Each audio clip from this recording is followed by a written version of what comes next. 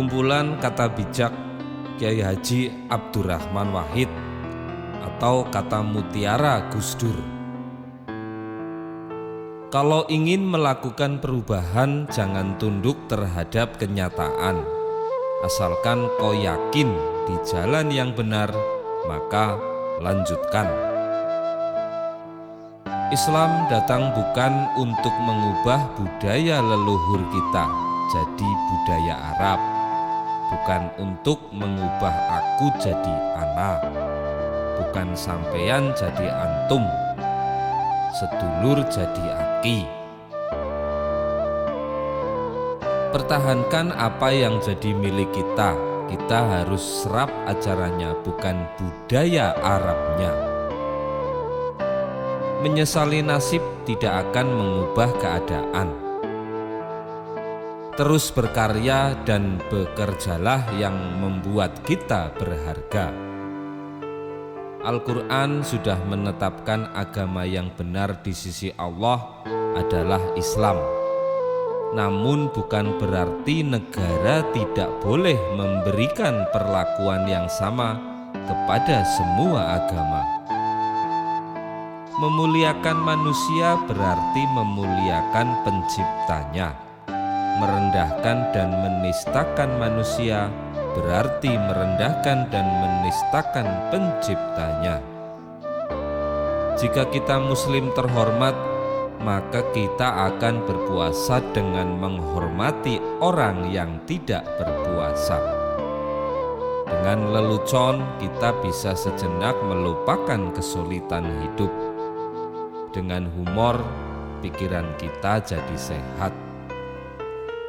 Tuhan tidak perlu dibela karena Dia yang Maha Kuasa.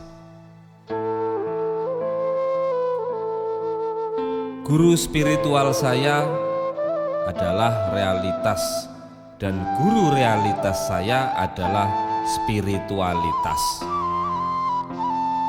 Tidak ada jabatan di dunia ini yang perlu dipertahankan mati-matian. Agama mengajarkan pesan-pesan damai dan ekstremis memutarbalikannya. Tidak penting apapun agamamu atau sukumu, kalau kamu bisa melakukan sesuatu yang baik untuk semua orang, orang tidak pernah tanya apa agamamu. 70% wilayah Indonesia adalah air asin. Karena itu, mengapa kita mengimpor garam? Okelah kalau bodoh, tapi mengapa sengaja bodoh? Keberhasilan pemimpin diukur dari kemampuan mereka dalam mensejahterakan umat yang mereka pimpin. Kita butuh Islam yang ramah, bukan Islam yang marah. Islam janganlah dihayati sebagai ideologi alternatif. Ia harus dilihat sebagai hanya salah satu elemen ideologis yang melengkapi bangunan keindonesiaan yang telah terbentuk. Semakin tinggi martabat manusia yang menjadi pemeluknya, maka semakin tinggi pula martabat agama itu sendiri. Ya, hal yang paling penting tentang Islam adalah bahwa kita harus membedakan dua jenis Islam.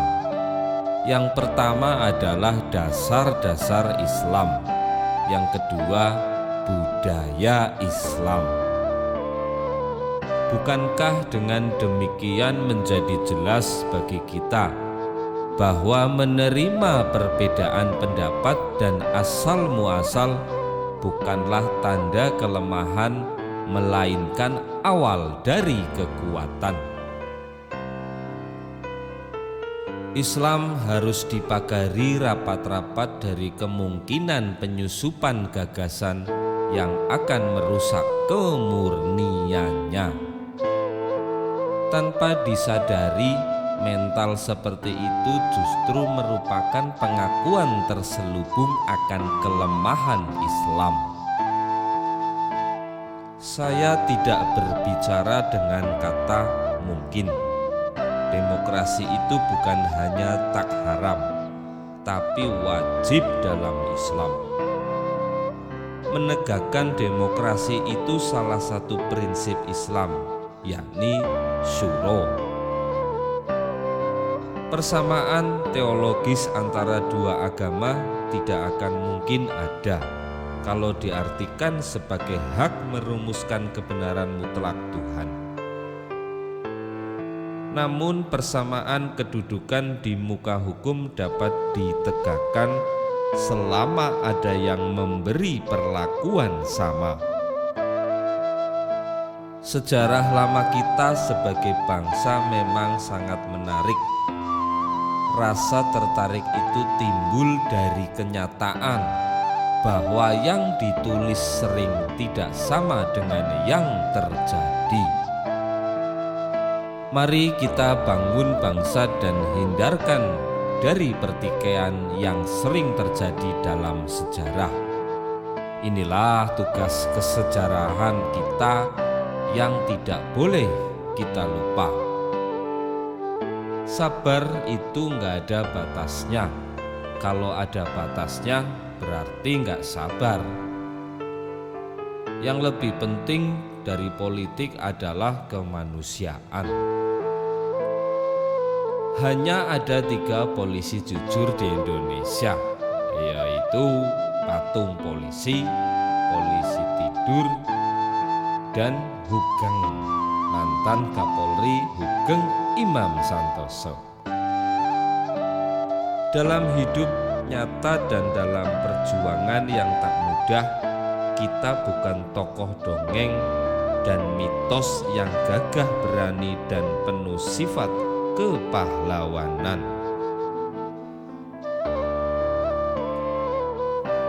Demokrasi harus berlandaskan kedaulatan hukum dan persamaan setiap warga negara tanpa membedakan latar belakang ras, suku, agama, dan asal muasal di muka undang-undang.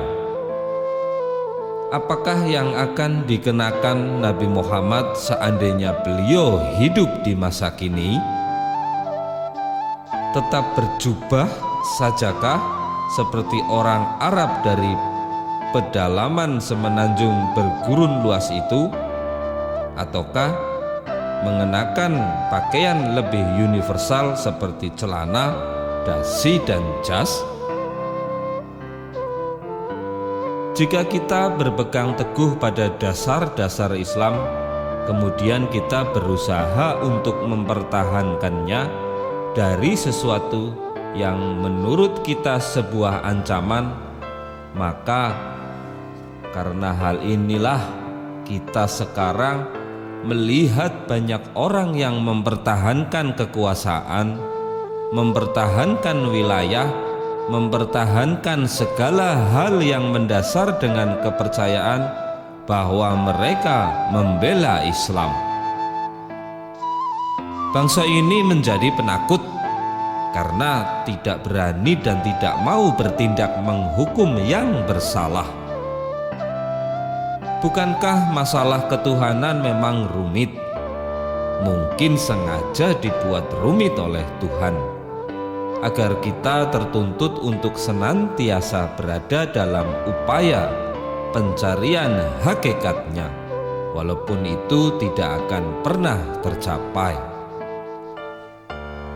Upayanya yang penting, bukan tercapainya hasil mutlak. Agama jangan jauh dari kemanusiaan. Kalau Anda tidak ingin dibatasi, janganlah Anda membatasi. Kita sendirilah yang harus tahu batas kita masing-masing. Allah itu Maha Besar. Ia tidak memerlukan pembuktian akan kebesarannya. Ia Maha Besar karena Ia ada.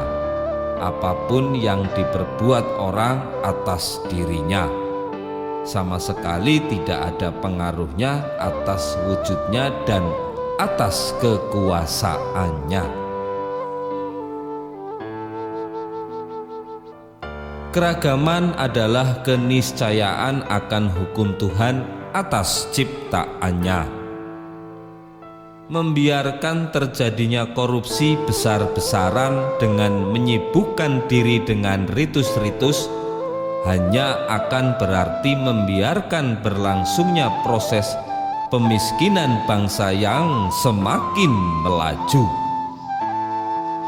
Saya datang ke makam karena saya tahu mereka yang mati itu sudah tidak punya kepentingan lagi.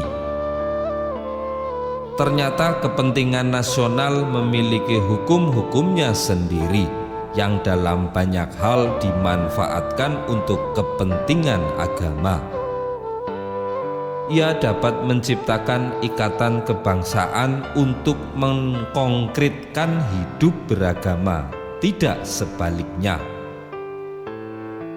Saya mengatakan kepada murid-murid bahwa kita mampu mendesak tanpa melakukan kekerasan, dan kita bisa berjalan ke arah demokrasi tanpa kekerasan. Dengan cara itu, Tuhan akan merestui kita. Kemajemukan harus bisa diterima tanpa ada perbedaan. Islam itu tidak perlu dikerek jadi bendera. Pertanyaan dasarnya adalah, sanggupkah kita sebagai bangsa mengembangkan sikap meninggikan kepentingan bersama dan mengalahkan kepentingan pribadi para pemimpin bangsa kita?